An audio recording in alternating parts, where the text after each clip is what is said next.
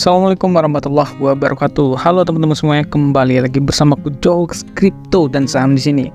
Oke teman-teman, nah jadi kita bakalan coba untuk bahas ya 3 rekomendasi koin yang wajib banget kalian beli ya, itu menjelang tahun 2024 ya.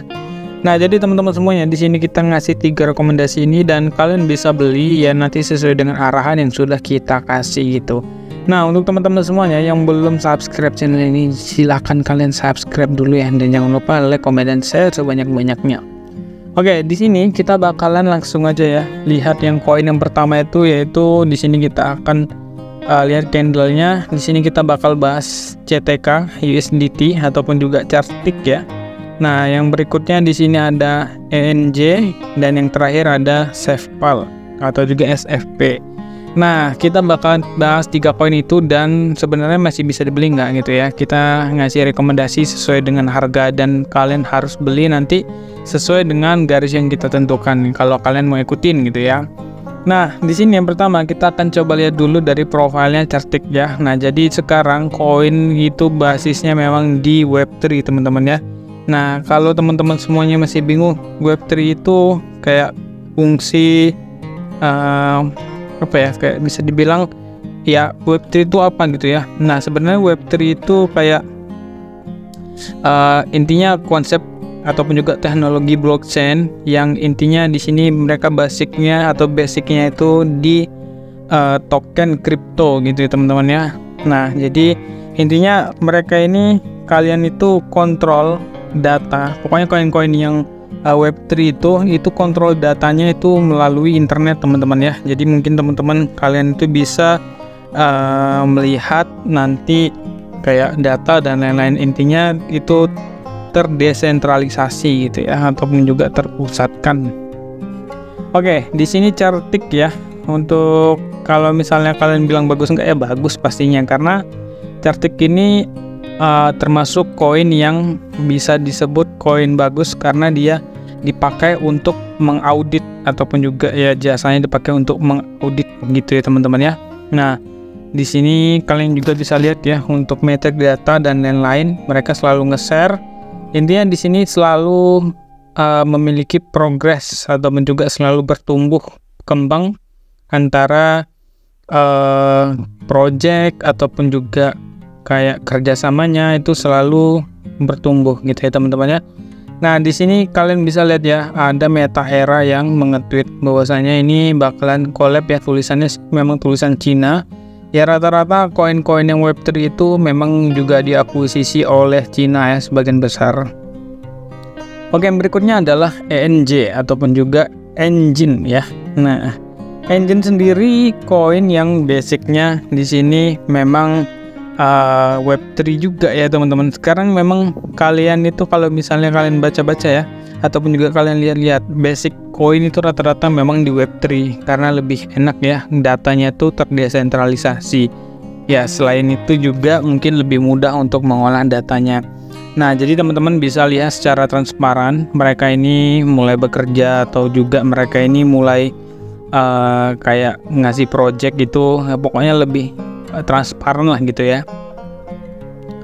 Nah teman-teman di sini untuk koin Engine sendiri itu koin yang basicnya di game, sama seperti koin Gala ya. Koin Gala juga memang basicnya di game gitu. Nah jadi kalau kalian masih ragu dengan koin seperti ini ya mungkin kalian bisa skip aja, tapi kalau aku masih yakin. Kenapa? Karena kita ini, dunia ini semakin lama semakin berkembang dan teknologi juga semakin canggih, jadi banyak sekali game-game yang mungkin berkembang dan lain-lain gitu ya. Nah yang terakhir adalah SafePal. SafePal ini untuk teman-teman kalau tahu, SafePal ini dia punya e-wallet sendiri yang terkenal. Jadi mungkin kalian nggak perlu lagi takut kayak misalnya ini koin micin, bukan ya. Ini bisa dibilang koin bagus ya. Untuk rankingnya di sini ya masih dibilang kapital pasarnya 151-an lah ya, itu masih tergolong bagus ya teman-teman. Dan untuk volatilitas harga bisa dibilang ini sangat tinggi ya. Intinya hati-hati karena semua ngikut pada Bitcoin ya, apalagi ada banyak sekali bad news ataupun juga intinya sesuatu yang bisa membuat harga ya intinya volatil lah gitu ya. Nah, yang berikutnya di sini kita langsung aja cek tentang ini ya. Nah, karena ini memang aku khususkan untuk jangka lama ataupun juga di sini kita mainnya mungkin sampai 2024 ya, teman-teman. Jadi aku membuat yang namanya analisa, technical analysis itu berdasarkan time frame 1 week atau juga bisa dibilang ya ini mingguan ya. Kalau pakai bulanan terlalu sedikit candlesticknya, agak susah dianalisa. Nah, jadi teman-teman semuanya di sini kalian bisa lihat ya untuk chart stick sendiri. Kalau misalnya kita lihat ya, dia sudah berada di atas moving average 50. Nah, tandanya kalau dia sudah berada di atas moving average 50, ini sudah sangat bagus sekali teman-teman.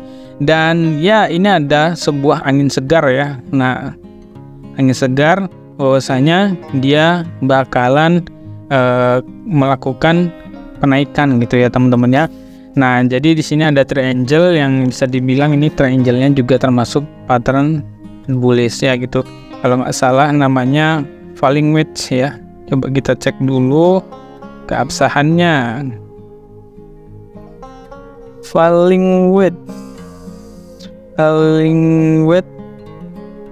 Kita lihat, oke, ini bisa dibilang falling wedge pattern ya teman-teman ya. Nah, masih bisa dibilang falling wedge pattern. Untuk kenaikannya di sini targetnya ya, mungkin kalian bisa ambil aja nanti di sini, nggak usah jauh-jauh ya, karena kita sesuaikan aja ya di sini.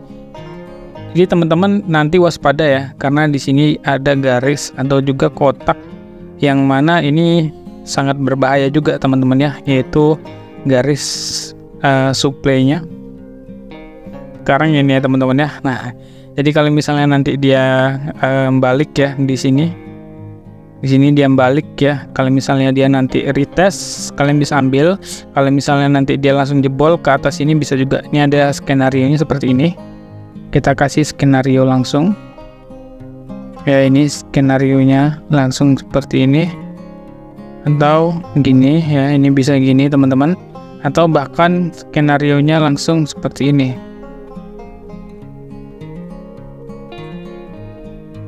Oke. Kita ini kasih yang warna hitam aja deh ya. Nah, jadi antara warna hitam dan hijau ada dua skenario, yang mana ini skenario-nya kalau misalnya nanti dia memang betul-betul retest ke area sini ya, mungkin targetnya itu yang paling bisa dicapai yaitu area sekitar 0,9 ya. Nah, 0,9 ini teman-teman. Oke, jadi 0,9 itu mungkin targetnya, ya nggak usah jauh-jauh banget lah ya. Tapi kalau misalnya kalian masih yakin dia akan naik lagi, nggak masalah. Tapi kalau menurutku memang harus ke sini dulu. Setelah itu baru nanti target berikutnya ada di sini, di 1,28 ya. Di sini kita kasih warna hijau ya. Kita kasih warna hijau di sini. Oke teman-teman, bisa screenshot aja. Yang berikutnya di sini kita akan coba lihat dari koin ENJ ya. Nah, koin ENJ sendiri di sini kalau misalnya kita lihat ENJ dari 1 week juga ya. Kenapa Bang 1 week? Ya karena memang kita maunya yang long term ya teman-teman ya. Nah, ini dia guys.